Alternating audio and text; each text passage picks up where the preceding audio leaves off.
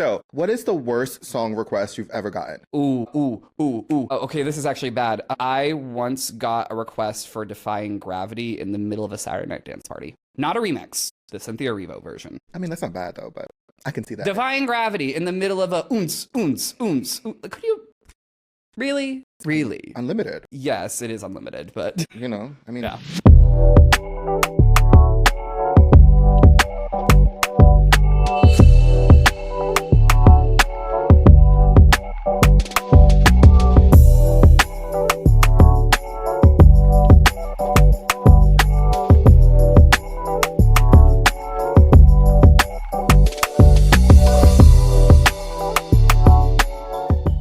Hey friends, your favorite besties, or should I say bestie, is back for another episode of No Ma'am. I'm Will, and normally I have my podcast co-host in Chaos with me, but today he's actually sick, so it's just me.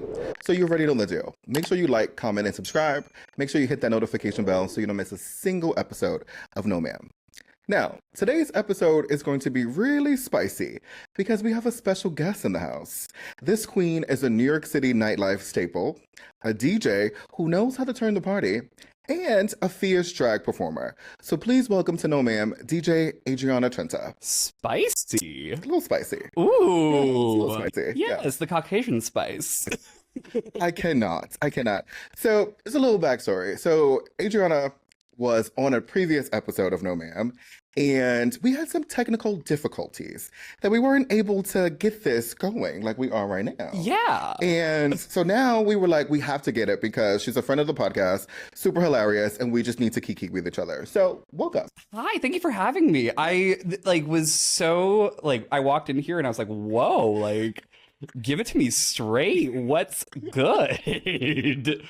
We're gonna do this on an app or something like that last time, and I was just like, yeah, Hell's Kitchen Wi-Fi. It just wasn't working. No, it just wasn't giving what it needed to give.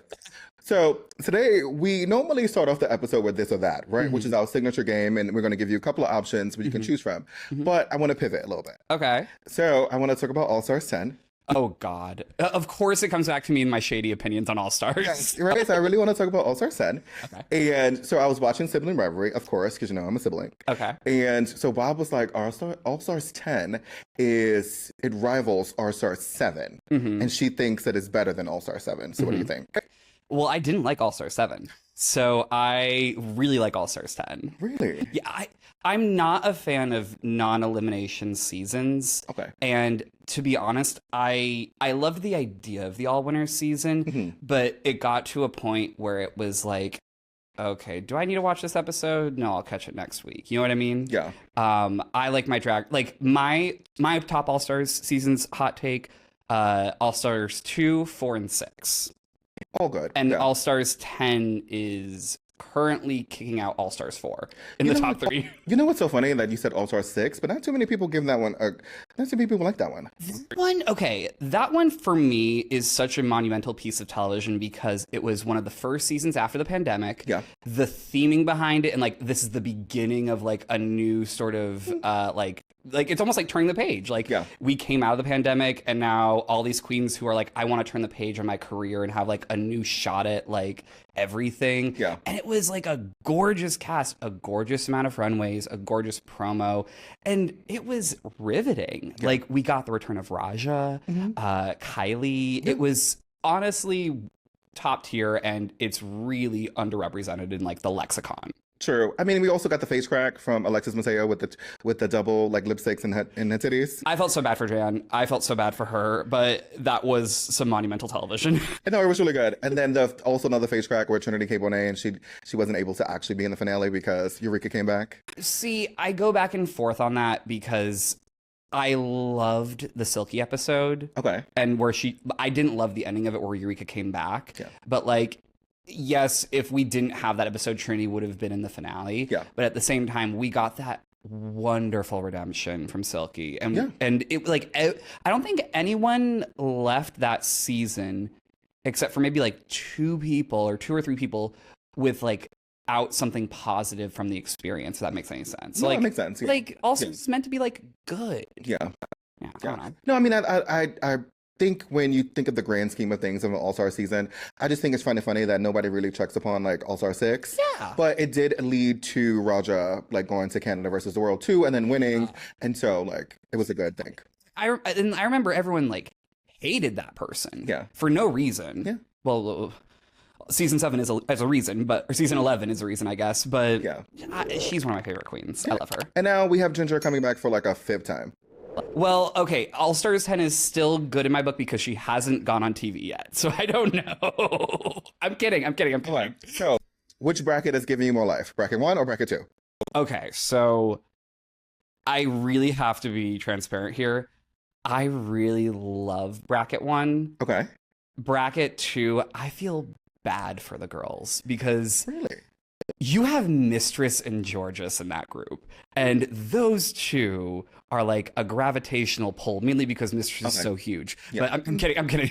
You know, she's a big oscillating fan, so according to Lydia, so yes. Like, I feel bad because like Tina Burner is like really giving it her all. Yeah. And you can just tell that like the cookie isn't going to crumble that way. Correct. It's going to be Mistress, Georges, and then probably Lydia. And like, like I don't know anything about the season. I don't like watch the spoilers anymore because I don't host a viewing party.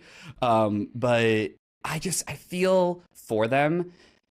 I'm very curious for bracket 3 though, because same.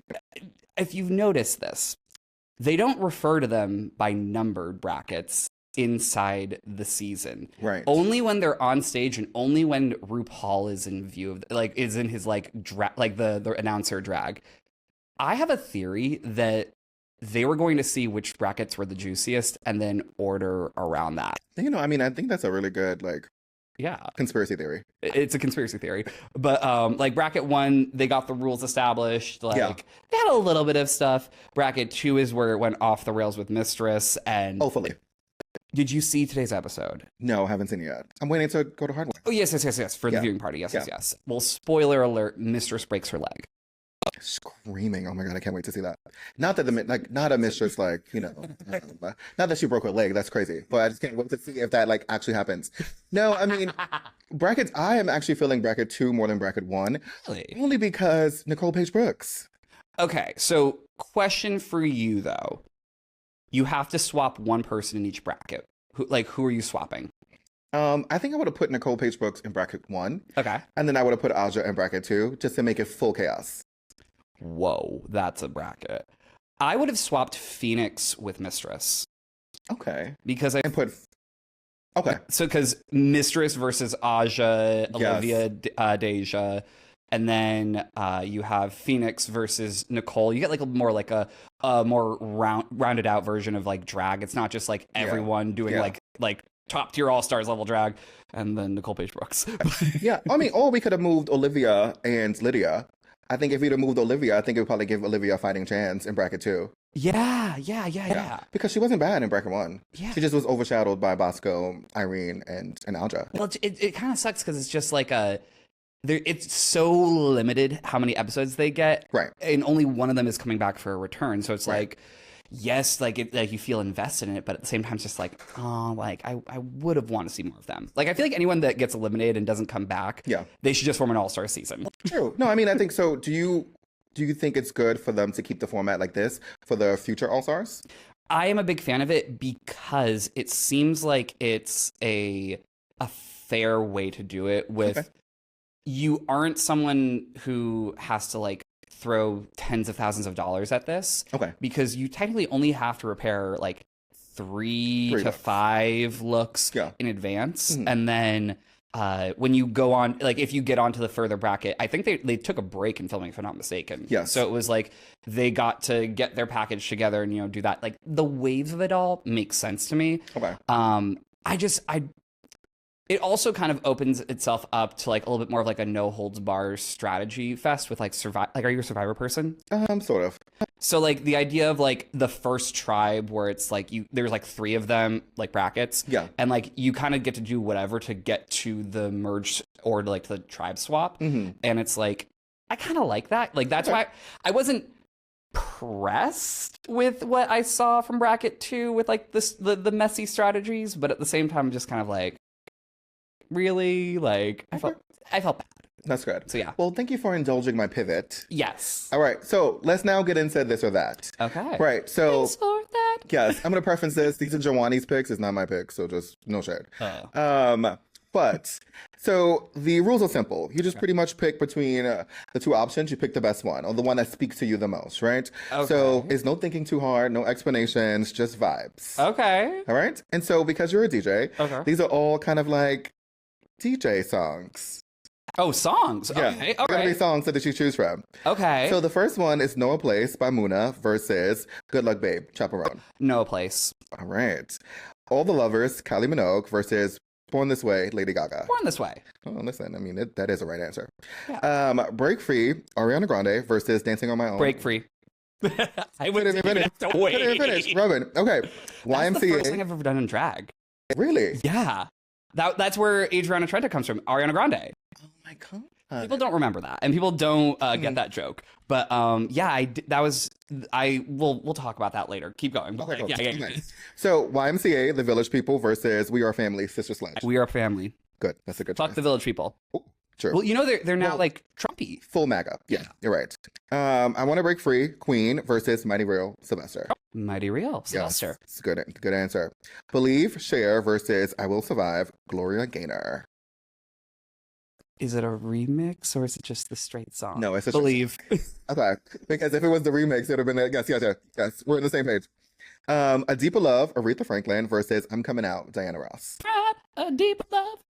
Yeah, because I'm not really a fan of I'm Coming Out. I gotta be honest, I'm not a fan of like. I get the significance of the song. I get that it's like, it's an anthem, yes, Yeah. but at the same time, like I don't feel it deep in my chest when it comes on. Anyway. Yeah, but A Deeper Love just gives me that ooh-ah sensation. Yeah, I'm with you. Young Hearts Run Free versus No More Tears. No More Tears. All right. Brave, Sarah Bareilles versus Raw, Katy Perry. They're the same song. All right. I told you these are Jawani's picks, not mine. So okay, you know what? I'll throw her a bone. are you gonna say Katy? No, Sarah Bareilles. Okay. Sarah Bareilles. You know, I wouldn't mind you saying Katy Perry for Raw because I always think about Raw. I know. I always think about the lip sync between Kennedy Davenport and Katya. It's not my favorite Katy Perry song, if I'm being honest. Okay. And I wasn't a fan of how Roar became the antithesis to Applause. So I will always kind of, like, it's a good song, and I think of her coming in on, like, the Tiger at the Super Bowl. But, like, Sarah Bareilles, I guess I'll throw you a bone. All right. We have Dancing Queen, ABBA versus Vogue, Madonna. Vogue. Fully. Raise You Up, Kinky Boots versus Take Me or Leave Me, Rent. There's a funny story about Take Me or Leave Me. I didn't know the words to that for a very long time, and Keisha Carr will tell the story. But Raise You Up. Yeah. Okay. We have Over the Rainbow, Judy Garland. Okay. Versus Beautiful, Christina Aguilera. Oh. I know. That's a good one. Beautiful. Yes, good choice. Yes. True Colors, Cyndi Lauper versus Grace Kelly, Mika. Oh, True Colors. All right. True Colors. I'm every woman. I can't even say that because I guess I'm not. Shaka Khan versus finally CeCe Peniston. Penis Town. There's a right answer to this though. I don't like that you think there's a right answer to this. Finally. That's the right answer. Okay. Yes. When you hear finally, do you have to do the shimmy that Nina does? Absolutely. Yeah.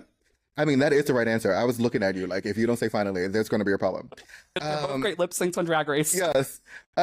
Even though both of them were really great lip syncs though, because I'm Every Woman, Trinity K. Bonet did that. When she does the throw. Yes. And then you saw the vein in her neck. Oh, yes. That vein, that's when you knew it was over for April. Like, it was over for her. That's when you knew it was over for April? I mean, when we heard the song, we knew it was over for April, actually. No shade. We love you, April, though, but no shade.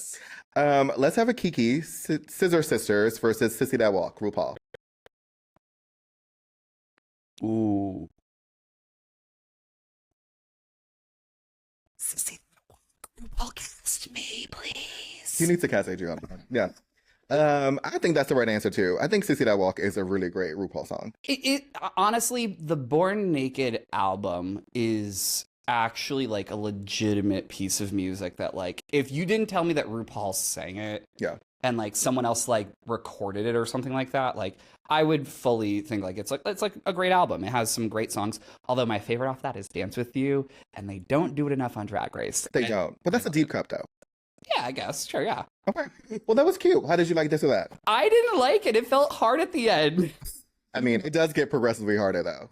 I will say that it's I don't because we're friendly and everything like that, but like I feel like some of those songs actually have stories to them that like I feel like someone did research on this. I mean, I'm not saying if we did or we didn't, but some of us try to be our Oprah Winfrey fantasy. So you never know. Like a photo of me. Listen, we come prepared over here at No Ma'am. So all right. The TV now makes me nervous. Imagine like we have something coming up on the TV. Yes.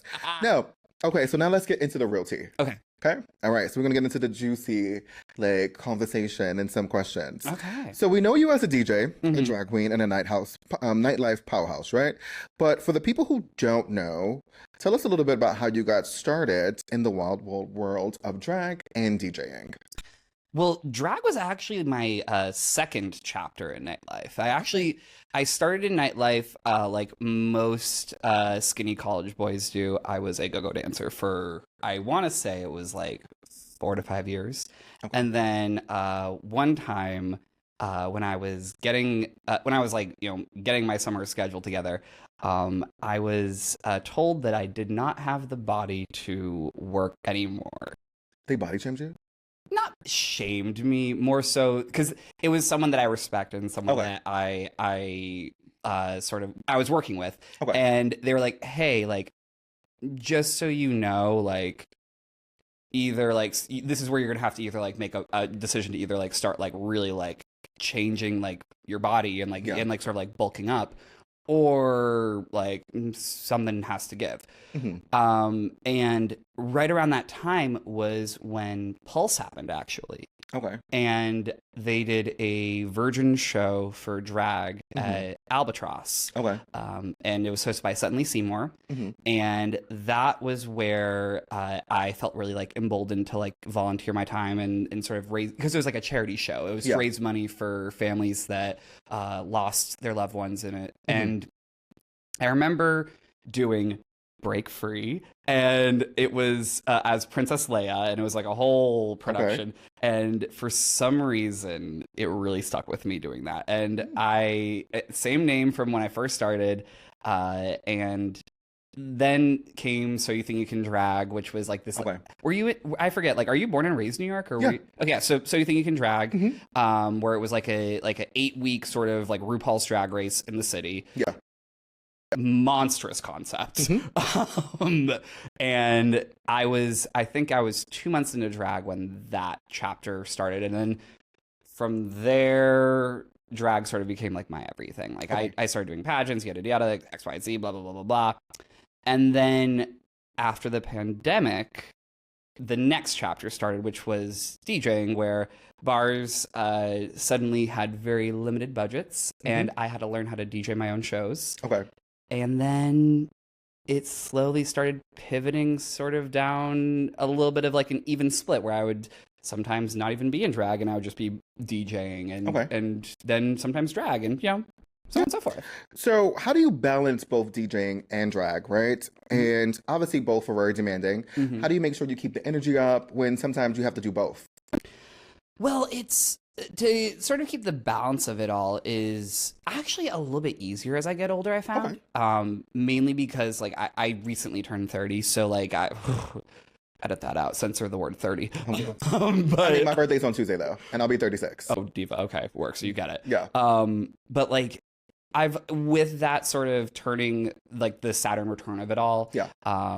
I sort of like realized like what are the things that I find important in my life, and sort of like having like a balance in my life, and sort of like having like almost like a work-life balance, but almost like a respect for my body. Okay. And I was killing myself in drag. Yeah, because once you turn 30, the knees, they don't work like they used to. The knees, the feet, the skin around your chin. Yeah, fully. Awful. So it wasn't as hard of like a balanced. And honestly, like there is such like a wave of new drag coming in that's like Yes. the girls that are like working a lot are the girls that like are hungry for it. And Yeah. I'm kind of like, you know, doing a little bit of everything. So the biggest hurdle, honestly, with drag is just like, or with DJing and drag and everything like that, isn't really the energy. It's more so just like knowing like how to, one, bend over on the booth and not have your hair fall on your face. Okay. And two, how to sort of keep that sort of respect for your body going, and like how to like still push the envelope with drag, but also like still like be like, no, like I'm still a person at the end of the day. Yeah. If that makes any sense. No, that makes sense. So do you keep them separate, right? Or are you in like full Adriana, like Trenta, like full geesh and DJing at the same time? A little bit of both. Like case in point, Fire Island, I just got booked for a residency out there. Okay. I will be in drag for a good chunk of it. But sometimes if like the booth is like, have you ever been you've been to Barracuda? The booth is not drag friendly, right? Because it, like I am hitting my head on like the little steel air conditioning unit thing. May it rest in peace. Yeah, R.I.P. Barracuda. Yes. Okay, so what is some of the craziest gig stories you have, or if you have that one crazy gig story that you want to share? Where is this being shared? So what do I have to censor out? Say it. Okay.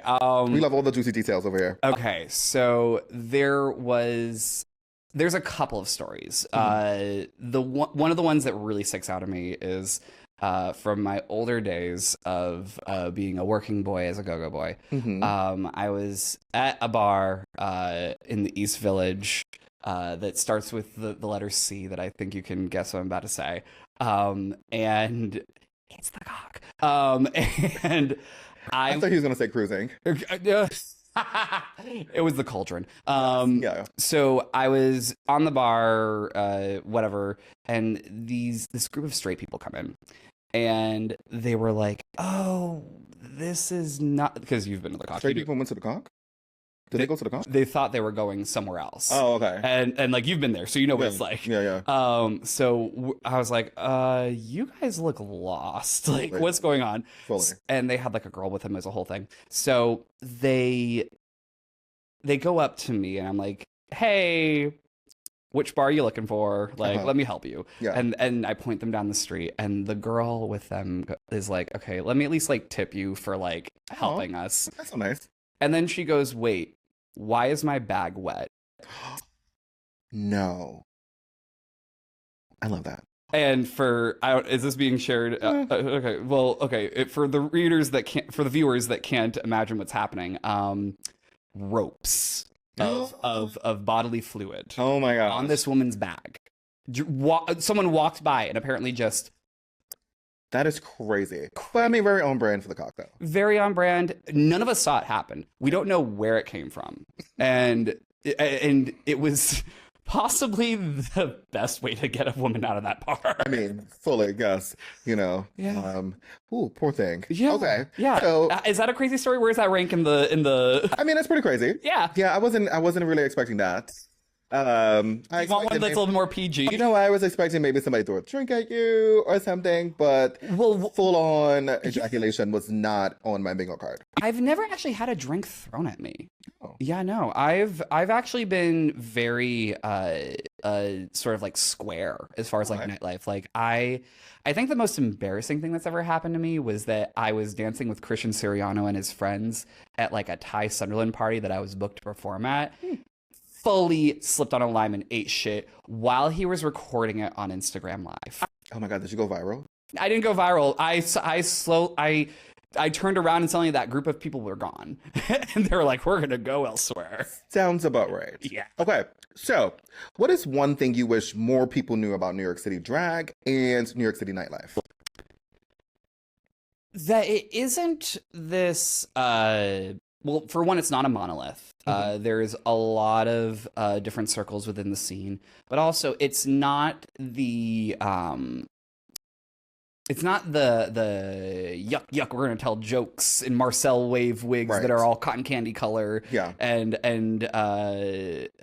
do like a 2-hour show by ourselves. Like some people do that, but there is very much like a community based sort of energy now, where there's a lot more larger cast shows, Right. where you're doing like maybe like one number, and it's like the vibe that you give off and the energy that you give off, not just like, oh, I'm going to like like not everyone in the scene is like a Tina Burner or like a Bob the Drag Queen anymore. Right. A lot of people in the scene now are very much your like Lana Gervais, your trying to think of like other sort of like more like recent faces, like your Jans, where you're like, where like you do have like something that's like a visual aesthetic, but it's also not just like I'm like a stand-up comedian, if that makes any sense. Apparently, a hot take is New York City drag queens only wear leotards. I didn't say that, but no, the hot take is they wear human hair wigs and bikinis. Ooh, what she said. But before we get into the final round, right? Where can the people find you? You can find me on Instagram at It's Trenta Bitch. You can find me on Twitter at that as well. I believe it's at Trenta Bitch. And then you can find me all around the city. If you are someone, she's a working girl. If you are someone that is affluent enough to afford a share in Fire Island, you can find me there this summer. Or if you want to go for a day trip, I do a Saturday low tea from 4 to 8. But yeah, you can find me around the city, pumping the beat. Love that. Yeah. Okay. So here's the final round. Okay. And it is rapid fire time. Okay. I love rapid fire. Okay. So I'm going to give you 10 questions. Okay. No overthinking. Okay. Literally just go with your gut. Okay. All right. So what is the worst song request you've ever gotten? Okay, this is actually bad. I once got a request for Defying Gravity in the middle of a Saturday night dance party. Not a remix. The Cynthia Erivo version. I mean, that's not bad though, but I can see that. Defying Gravity in the middle of a oons. Could you really? Unlimited. Yes, it is unlimited, but you know, I mean, yeah. It's okay. Yeah. If you could DJ for any celebrity party, who would it be? Beyonce.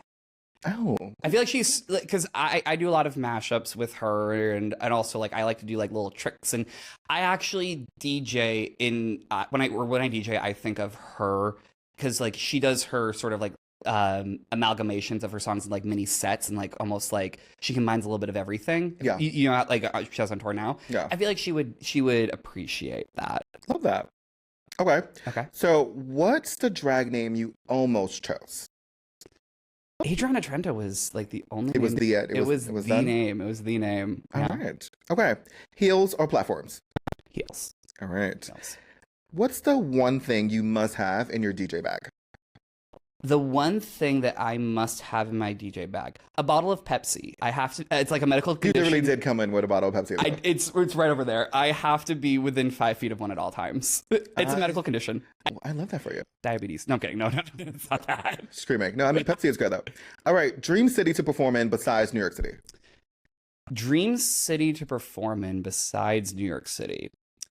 I would say Palm Springs. Ooh. Palm Springs come on, Trixie Mattel. In like the April-May season where it's like warm, there's still tourists there, and it's beautiful. Have you ever been there? No. Beautiful. I go there every year. Never got to perform there. I just go there just like vacation, have fun. But I heard that's where old gays go to die. I wouldn't know a thing about that. I'm just saying. All right. So, who's the queen you love to do a drag DJ collab with?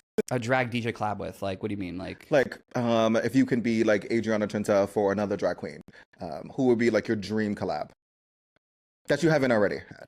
Wait. Explain this. I'm sorry. Like, if he was like, say for instance, like Dizzy with Izzy, right? Like when you did that at Barracuda, who would I love to work with? Yeah. Oh, I would local or whatever, your dream collab.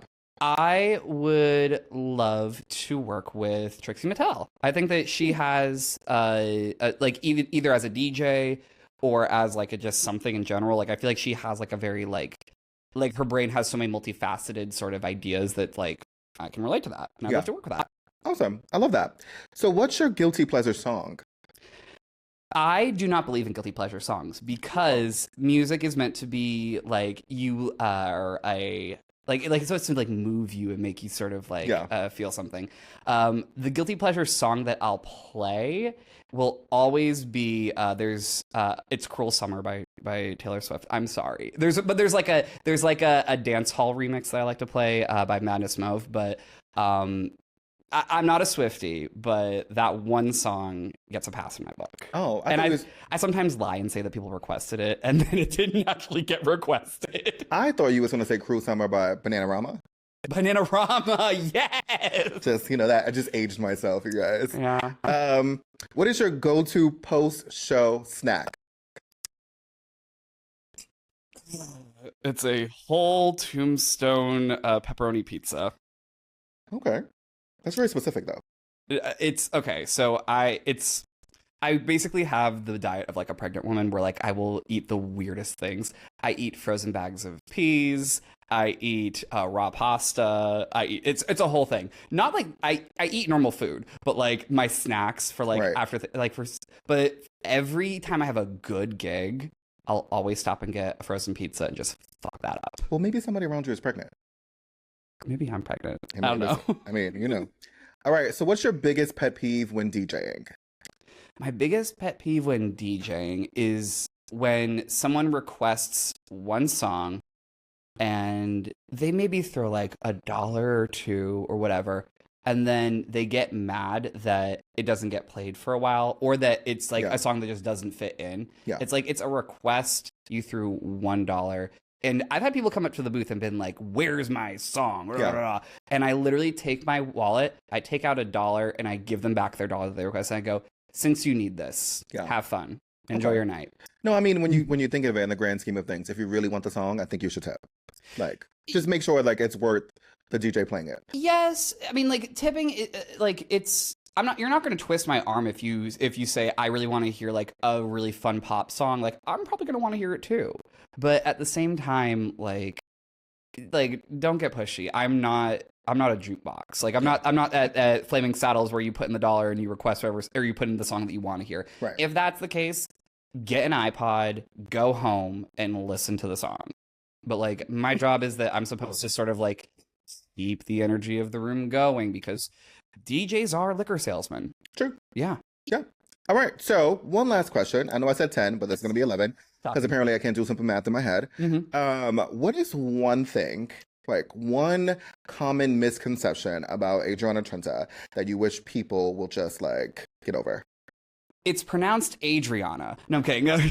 No, people actually really have a tough time pronouncing Adriana. I don't know what it is. That's why it's Trenta bitch is my handle because I'm just like, just call me Trenta. Okay. No, one thing that's a misconception about me, I paint on a frown. So people think that I not on purpose. I just don't know. I just have like really like weird lips. So people think that I have like a resting bitch face or that I'm like a grouchy sort of curmudgeon person. Yeah. And yes, I have that energy sometimes. Yeah. But I think that people think that I'm not as fun-loving or as funny as I try to be, or not try to be, as I have the capacity to be. So that I often get when I do my shows that someone will go up to me and be like, "I didn't know you were funny." Yeah, and I'm like, "Okay, thank you for telling me that." I think, like, oh, so you're like Lawrence Chaney, you paint the depression on. Yes, yeah, I guess. It's more like I paint the aggression on. Pretty much, yeah. Well, I mean, I loved your this or that. Yes. I loved your rapid fire questions or your answers. And so, obviously, it's always a vibe when we get to talk and we get to kiki. I would have loved for Joanie to be here, too, to indulge in our conversation. Well, again, thank you for coming to know, ma'am. I really appreciate us having the chance to get to know a little bit more about you. Yes. So, friends, if you love the episode, make sure you like, comment, and subscribe. Make sure you hit that notification bell so you never miss a single episode of No Ma'am. Follow us on Instagram at No Ma'am the Podcast. Okay, so until next time, bye, friends.